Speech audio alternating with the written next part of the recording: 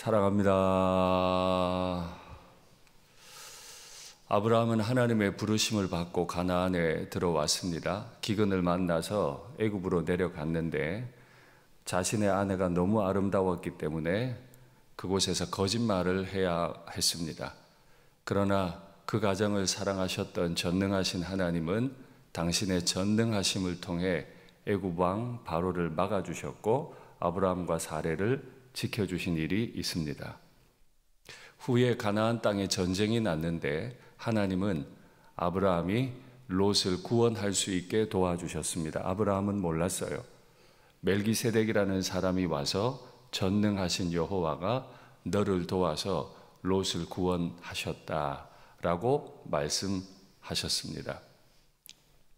그리고 하나님은 아들이 없는 아브라함에게 오셔서 너는 자손이 뭇별처럼 많아지게 될 거다 축복해 주셨고, 아브라함은 이 말씀을 믿고 믿었기에 의롭다함을 받았다라고 성경은 기록해요.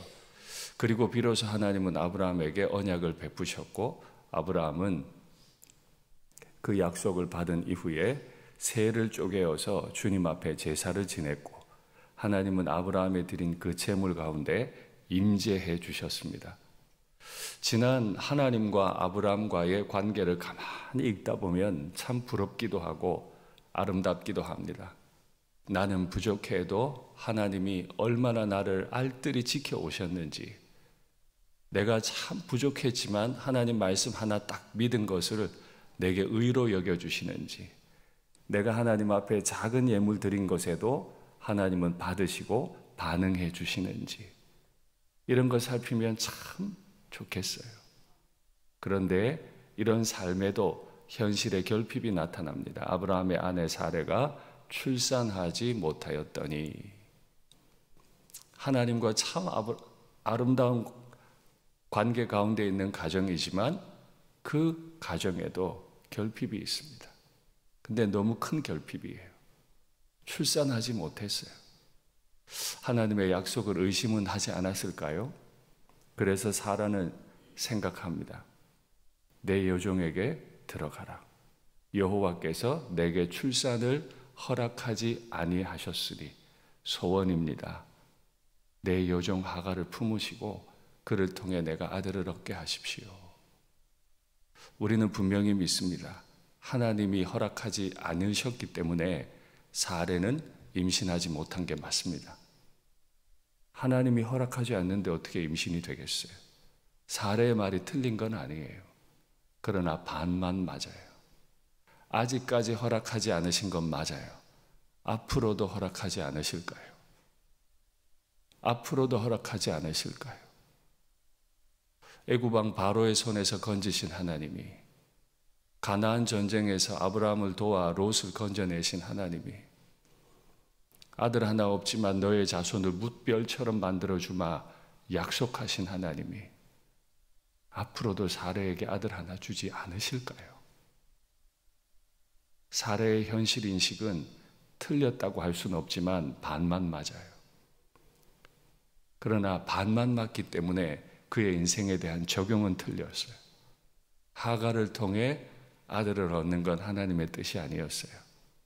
그런데 그만 믿음의 아버지, 믿음의 어머니라는 사람들, 아브라함과 사레는 그렇게 하기로 결정하고 아브라함이 사레의 말을 들으니라.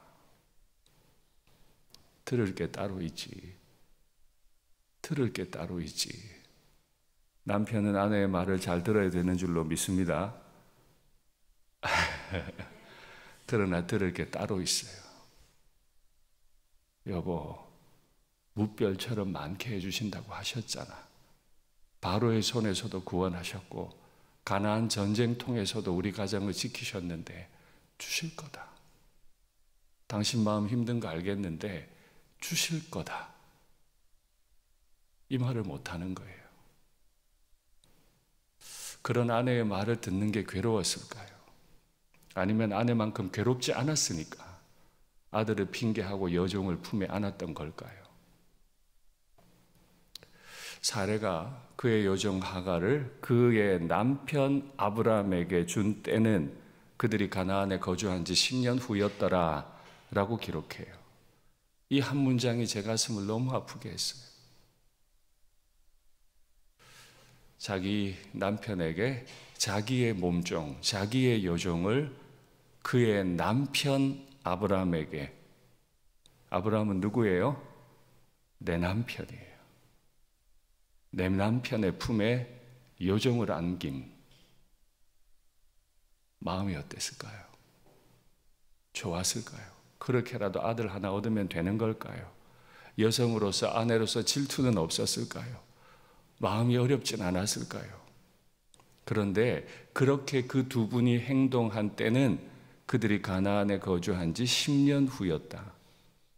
10년이 지났어요. 제가 일부러 설교 앞부분에서 하나님이 아브라함을 어떻게 도우셨는지 설명했거든요.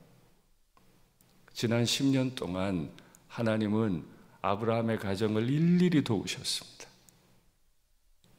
약속도 주셨어요. 10년이 그렇게 지났어요.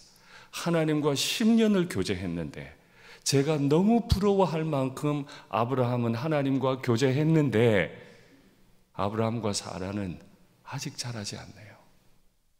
일만 생기면 자신의 뜻대로 해버리네요.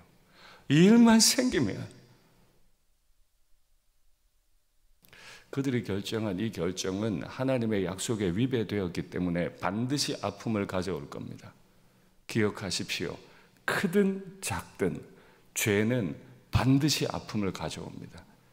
하나님과의 관계에서의 죄는 하나님과의 관계에서 아픔을 가져올 것이고, 사람들과의 관계에서의 죄는 사람들과의 관계에서 반드시 아픔을 가져옵니다.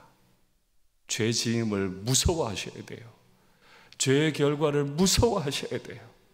내 마음대로 하고 싶다고 그렇게 했다가는 훨씬 더 힘들어질 겁니다. 내가 원하는 대로 성질 한번 부리고 싶어도 그렇게 하시면 그 후는 훨씬 더 어려워집니다. 지금까지 인도하신 하나님 믿고, 여보 당신 괴롭겠지만 나는 괜찮아, 기다립시다. 그 한마디였으면 충분할 것을.